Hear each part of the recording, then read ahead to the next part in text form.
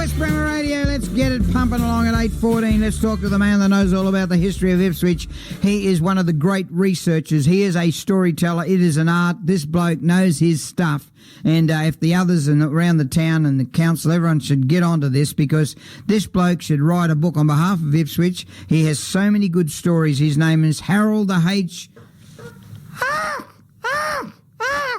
Peacock. And if you see a peacock around the place, it could be Harold. Just start talking to him and he'll come back with a bit of history of the place. Harold is from historyouthere.com. How are you, Harold? Very well, thanks, Danny. Yeah, we're talking about two towns today, Ipswich and Maryborough, like you said earlier. Yes, and they owe their existence to Ipswich. You take it away there, big fella.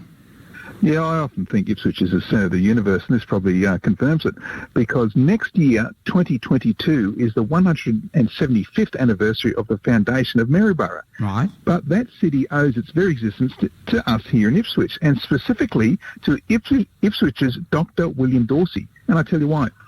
You might remember that a while ago I told you about Dr. Dorsey and his ducks. Yes. It was back in 1850. You remember he allegedly stole some ducks, which caused a huge fight in the main street of Ipswich that entertained the whole town. But first today I need to tell you about George Furber.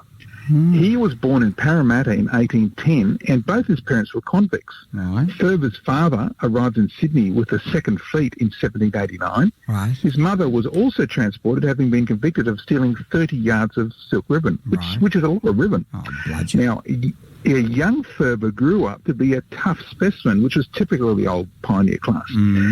And in West Maitland, he did well as a farmer, thanks, ironically, to free convict labour. Wow. That was until in 1841, when 5 of his men went bushranging and committed an outrage against the wife of the local reverend. So Furber had to look for safer pastures, and so came north and arrived here in Ipswich in 1846. Wow. This is when he first met Dr. Dorsey. Dorsey was one of the very early free settlers here in Queensland. He was also Ipswich's local doctor and magistrate, and he probably had the biggest mutton chop whiskers in the colony. Anyway, Furber put down his roots here and purchased the Golden Fleece Hotel. He then went up to the Wide Bay district and in 1847 built a wool shed and store on the south bank of the Mary River. Now, George Furber was therefore, without doubt, the first European settler on the site of what later became Maryborough. However, shortly after setting up shop there, Furber was dealt a tremendous blow by the local Indigenous mob. What? That's because an axe was put through his head. Oh, that would have hurt. That would have given him a headache.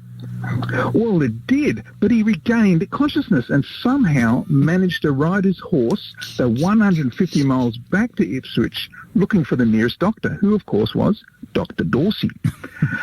Now, thanks to the doctor's excellent surgical treatment here in Ipswich, Furber recovered, and other than a shocking gap in the back of his head, he seemed none the worse. My God, and so Furber went back up the Wide Bay to finish founding Maryborough. But, Danny, he hadn't learned a thing. You see, 9 years later, he again attracted the ire of the local mob and was again hit in the head with an axe. This time, Dr. Dorsey wasn't on hand to save him, and so Furber died in 1855. Now, today, Maryborough has plaques commemorating George Furber, and next year we'll probably remember him as a founding father. But they should also acknowledge Ipswich's contribution and the skills of our Dr. Dorsey that saved the life of their founder, George Furber, even if he only did save him after the first axe to the head and not the second. How'd you get hit in the head with an axe twice? And once you survive the second, you got to run out of luck. And what if he had a great-great-great-great-grandson, a bludger that ran 4GG on the Gold Coast called Barry Furber, who come over and took over 4BC with all his mates and wrecked the joint. But anyhow, that's another story. But so George Furber, hey?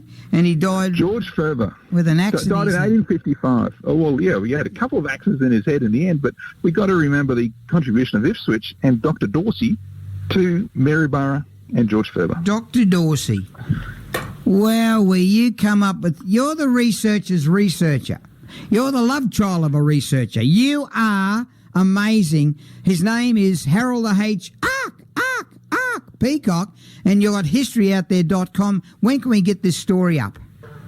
Yeah, look, I'm going to post this first thing in the morning, Danny, first thing Sunday morning, so then you can see a bit more detail and see those mutton chops of Dr. Dorsey, because they're impressive. Mate, they're all listening. Everyone, they're all tuning in from the other stations, the AM, the FMs. They all want to know about Ipswich history, thanks to Harold H. Peacock on West Bremer Radio.